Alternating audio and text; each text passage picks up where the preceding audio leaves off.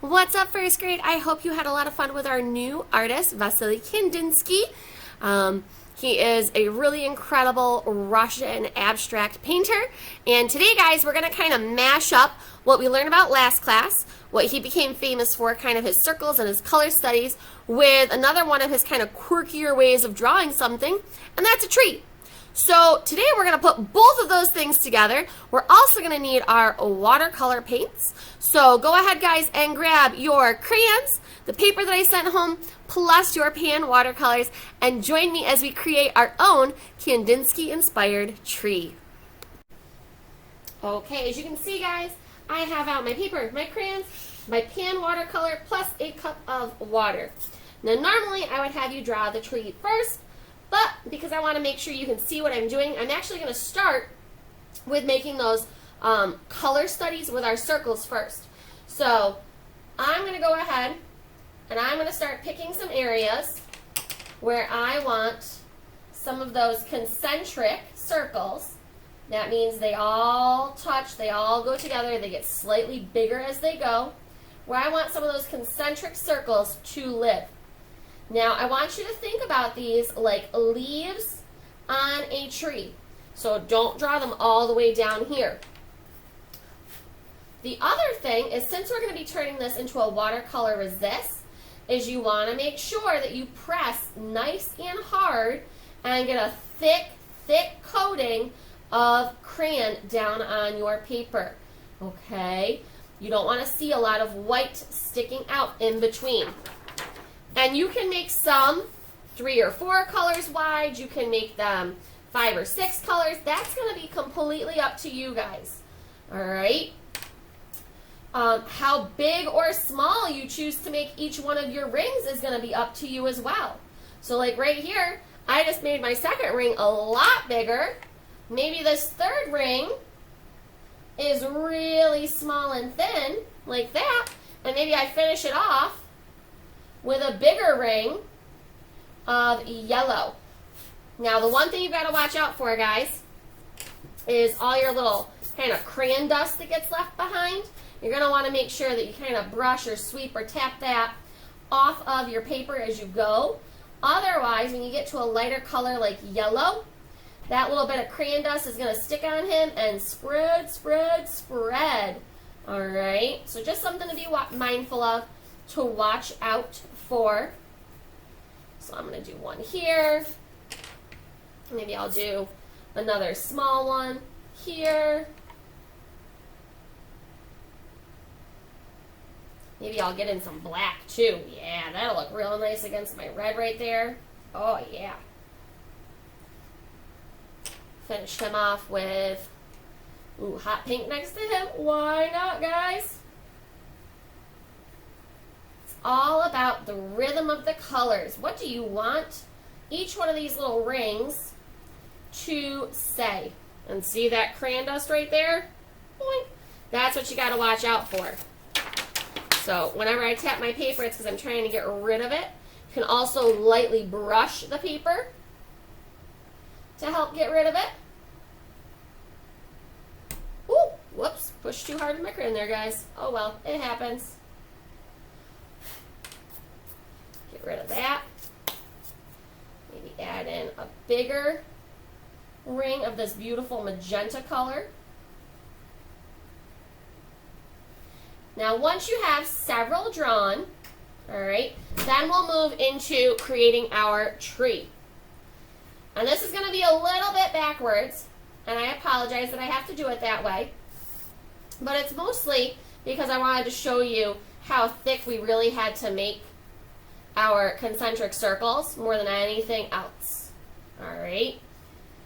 And our tree is going to look a little funny. It's going to be very thick and kind of pudgy looking. But that's just the way Kandinsky did his trees. Okay?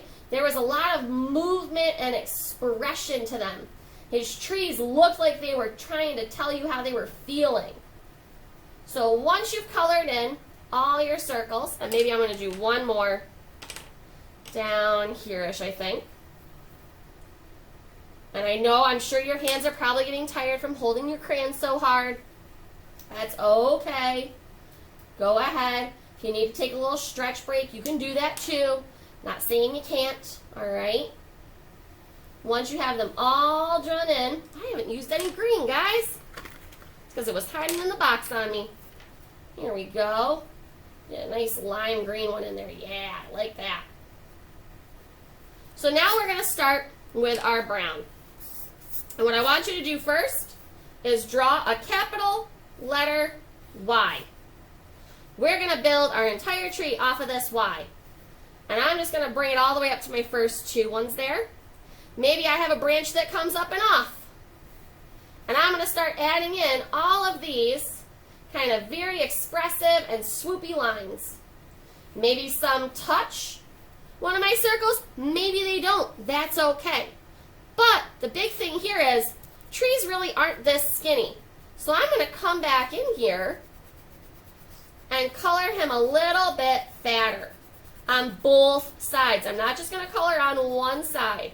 I'll come from this way too, do the same thing, and make him thicker the whole way down his base, his tree trunk. Now, as we get closer to our top, our branches are going to get thinner. That's just the way it works, guys. That's what trees do. Okay, so don't feel like you need to keep the same thickness that we had down here all the way up here. But what you do need to be careful of is not coloring in your circles with your brown branches. Okay, try and keep those separate and away. Not completely away, obviously, but just keep the brown out of them. Now you might say, I kind of want another circle somewhere. That's fine. Maybe I want another one right here. You can do that, guys. Just be careful to put it close enough to a branch where you're going to be able to touch it and connect it with that branch, okay? That's the only thing.